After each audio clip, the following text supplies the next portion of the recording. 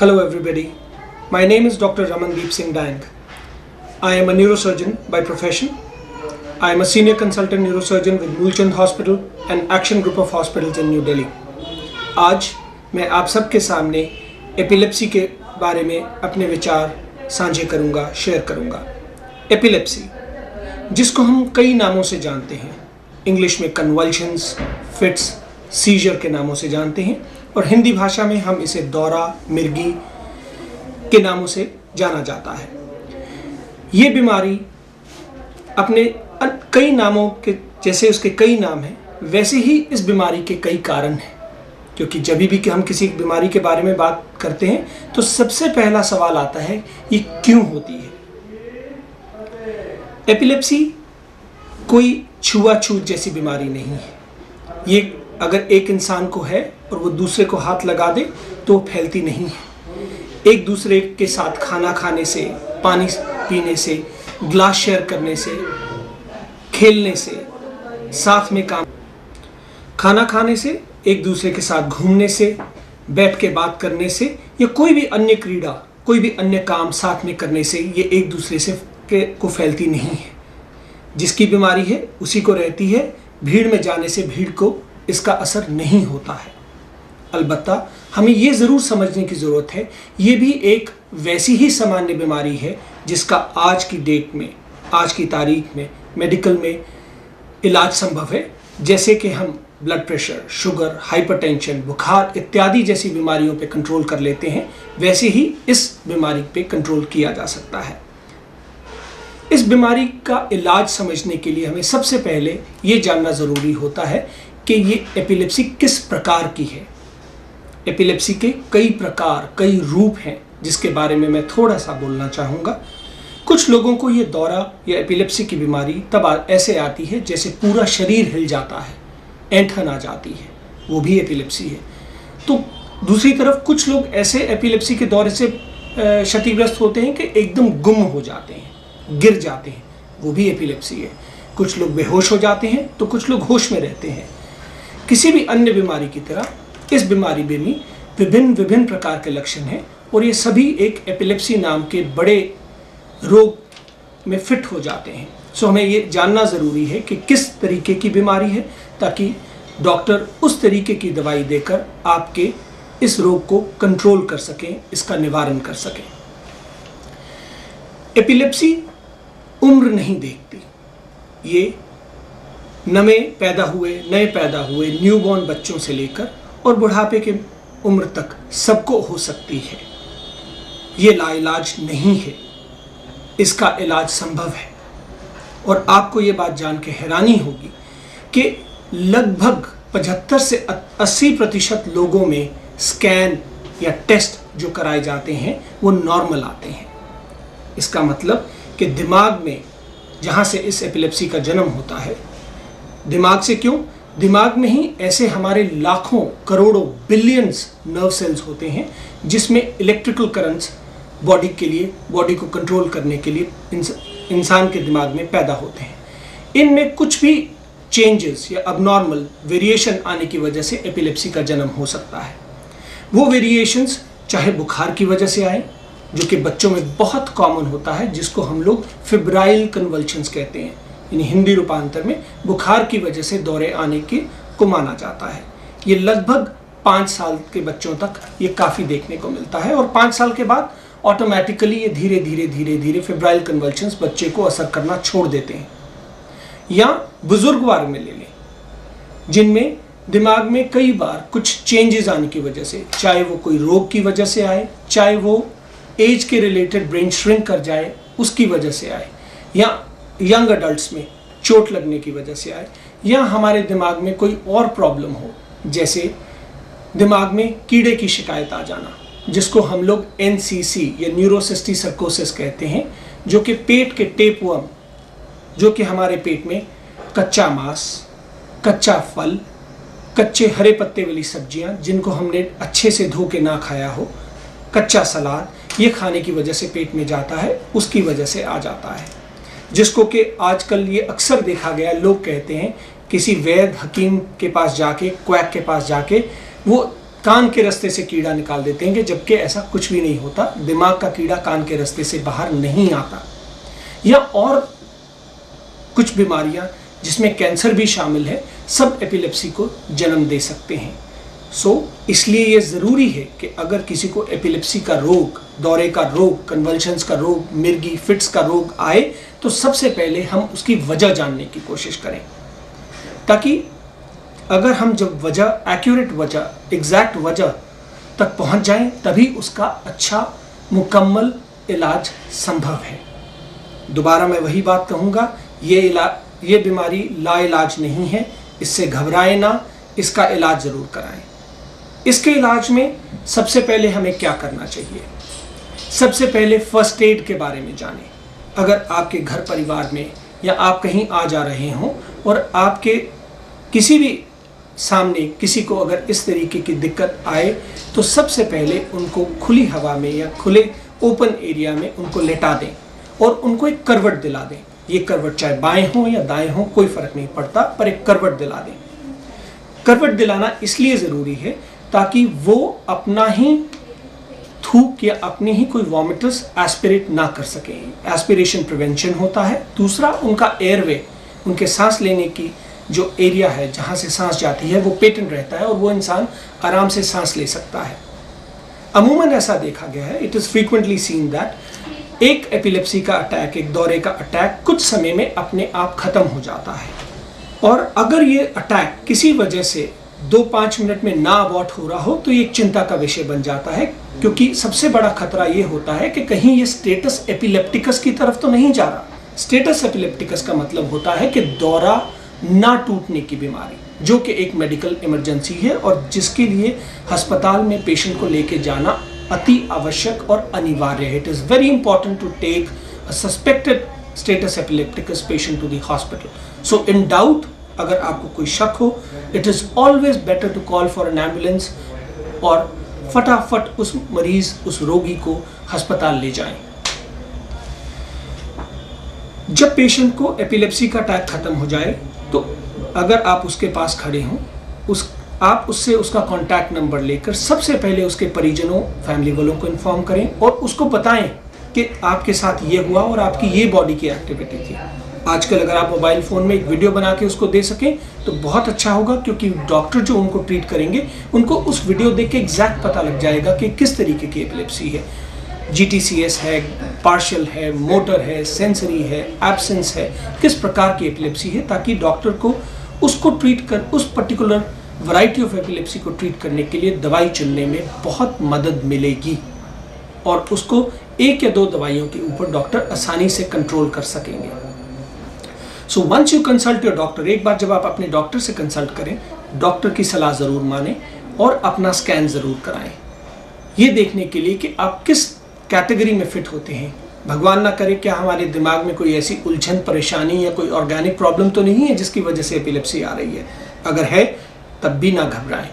हर इस organic problem का आज की डेट में हल है, चाहे वो कीड़े की प्रॉब्लम जिसको मैंने बताया NCC है, चाहे वो मल्टीपल स्क्लेरोसिस है, चाहे वो डीमाइलिनेशन प्रॉब्लम है, चाहे वो ट्यूमर है, चाहे वो इन्फेक्शन है या और भी कोई अन्य बीमारी जिसकी वजह से एपिलेप्सी दिमाग में है, इन सब का इलाज मुमकिन है। साइंस इतनी तरक्की कर चुका है कि हम इन सब बीमारियों के ऊपर आज विजय पा सकते हैं।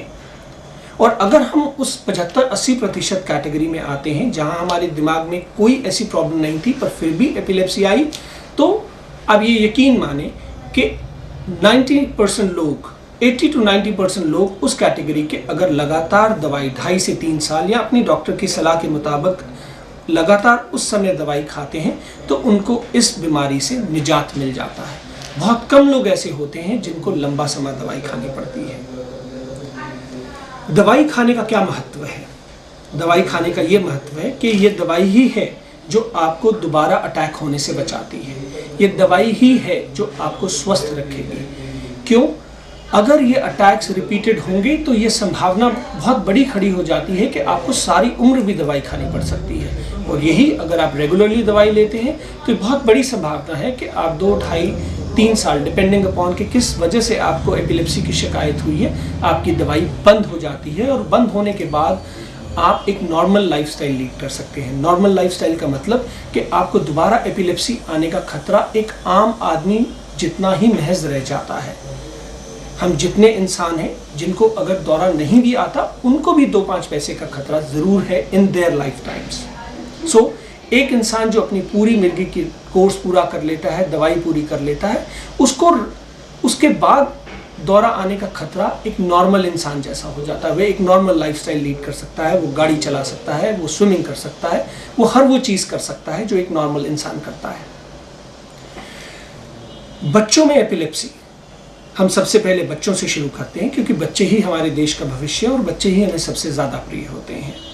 बच्चों में एपिलेप्सी आमतौर पे बुखार की वजह से आती है। जब बच्चे को बुखार 100 क्रॉस कर जाता है तो उसको दौरा आने की संभावना खड़ी हो जाती है। ये संभावना पैदा होने से लेकर 5 साल तक बहुत ज़्यादा होती है। उसकी वजह हमारे ब्रेन का जो थर्मल सेंटर है, थर्मल रेगुलेटरी सेंटर, जहाँ से हमारा फीवर कंट्रोल होता है, वो अभी पूरी तरह विकसित नहीं हुआ होता और उस पर असर, फीवर का असर आने की वजह से हमें एपिलेप्सी जैसी दिक्कत आती है। अगर बच्चे को बुखार है और उसके बाद दौरा आया है, मेरी आप सबको ये सलाह है कि बिल्कुल घबराएं नहीं। बच्चे को वही करवट दिलाएं। जैसे ही दौरा ख़त्म हो, बच्चे को पानी का टकोर करें जब तक उसका फीवर 99 ना आ जाए।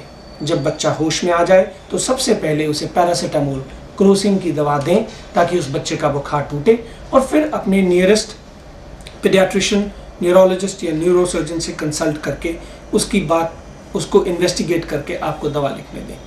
ऐसे बच्चों में अक्सर देखा जाता है कि स्कैन्स नॉर्मल आते हैं और बच्चे को सबसे पहली हिदायत यही दी जाती है उनके माँ बाप को कि इसको बुखार ना होने दें।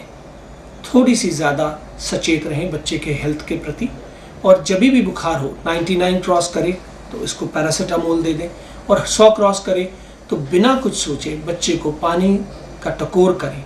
इसके लिए एब्सोल्यूट आइस कोल्ड वाटर इस्तेमाल करने की ज़रूरत नहीं है।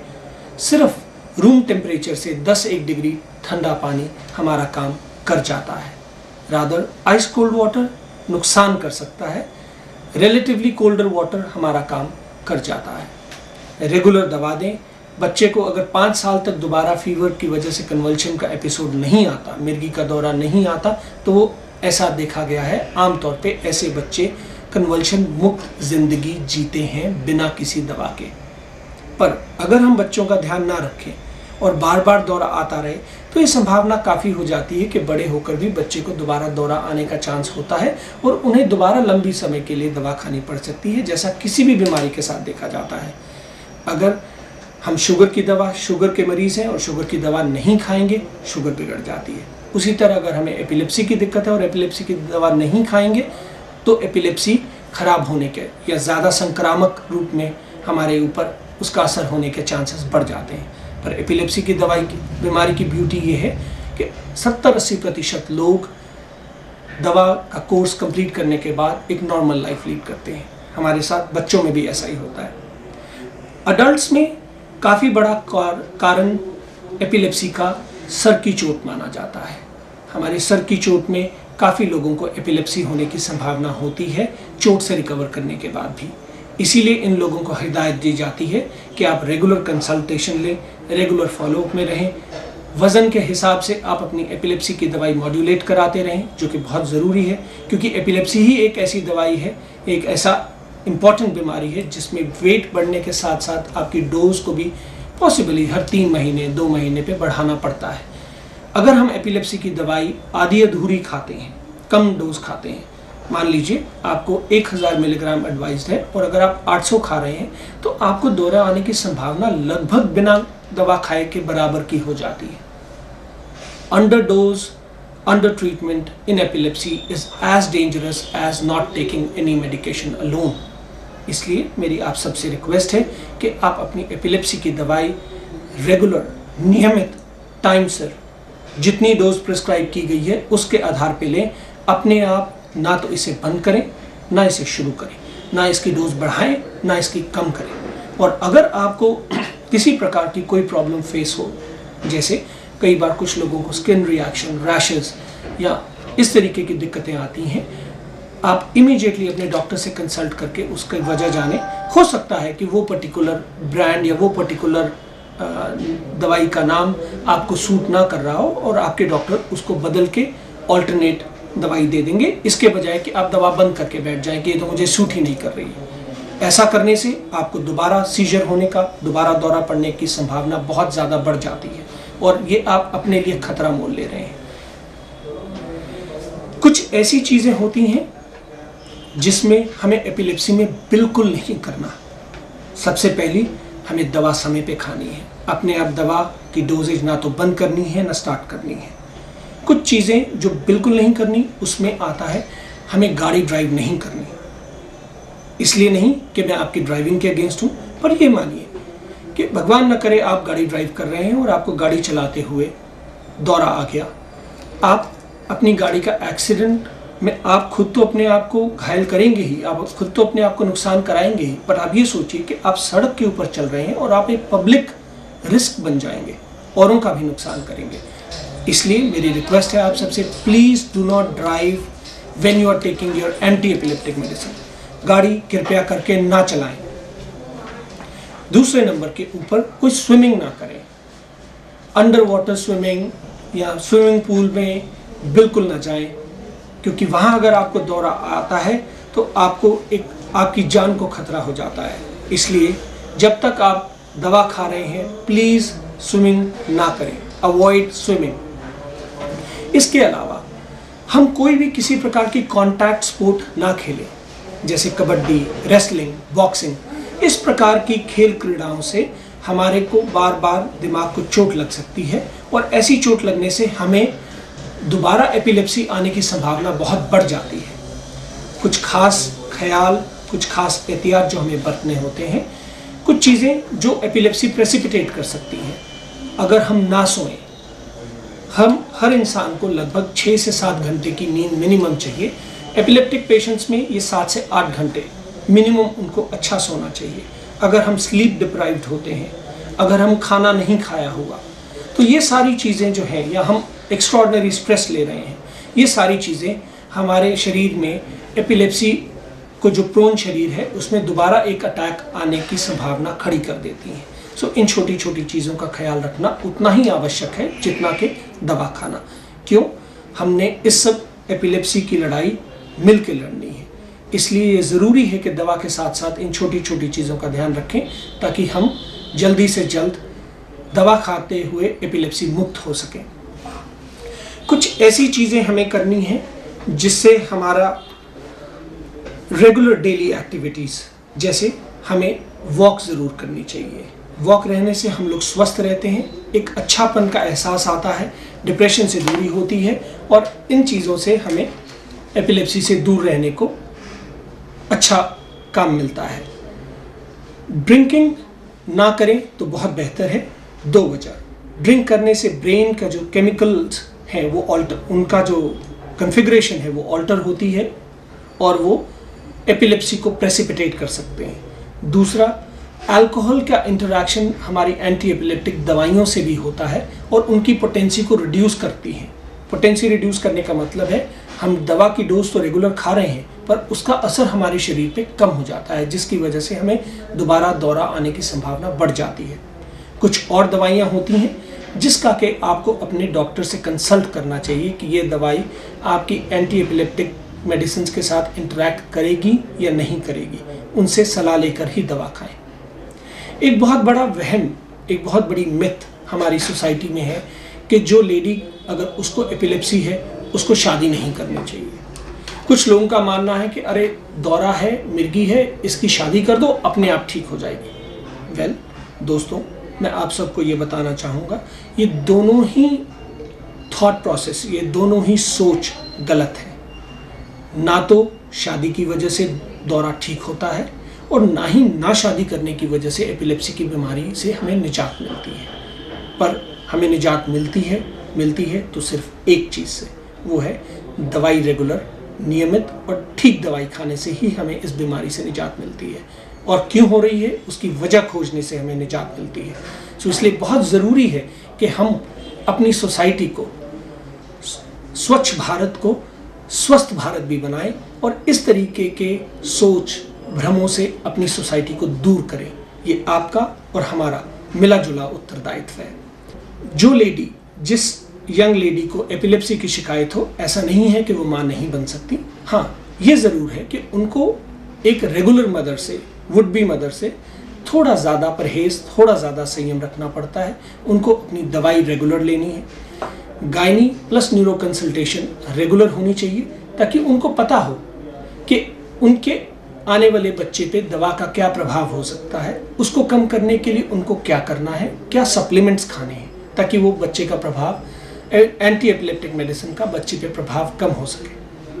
अगर वो रेगुलर मेडिकेशन, एंटी एपिलेप्टिक्स और मेडिकल फॉलोअप में रहती हैं, तो ये आमतौर पे देखा जाता है कि बच्चे के ऊपर इन चीज़ों का असर ना के बराबर होता है और आने वाला बच्चा स्वस्थ होता है, बिना किसी प्रॉब्लम के होता है। एपिलेप्सी जेनेटिकली ट्रांसमिटेबल डिजीज़ नहीं होती।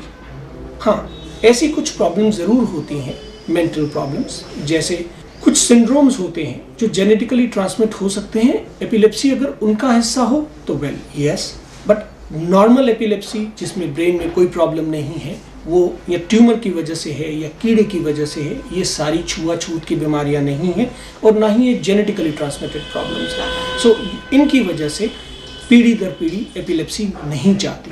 ये कॉमन चीज़ें हैं जिनका हमें खास तौर से परहेज़ रखना है, इनसे हमें दूर रहना है, हमें अपनी सोसाइटी को अवेयर करना है। और अगर हमें कोई एपिलेप्सी का पेशेंट दिखे तो हमें उसकी मदद करनी है। उसकी वजह यह है कि हमारी थोड़ी सी मदद उसकी जान बचा सकती है, हमारी थोड़ी सी मदद उसको सही इलाज मिलने में मदद कर सकती है। और ये एक ऐसी बीमारी है दोस्तों जो सही इलाज, सही समय पे इलाज होने से मुकम्मल इलाज किया जा सकता है। सो आइए आप और मैं, हम सब मिलकर आज ये प्रण उठाएं कि इस बीमारी के बारे में जो भी हमारी सोसाइटी में मिथ्या गलत बातें फैली हुई हैं उसको हम दूर भगाएंगे। और अगर हम सब लोग एक एपिलेप्सी के पेशेंट की मदद करें अपने पूरे जीवन काल में, तो हम इस बीमारी के ऊपर विजय अवश्य और निश्चित प्राप्त कर सकते हैं। जय हिंद।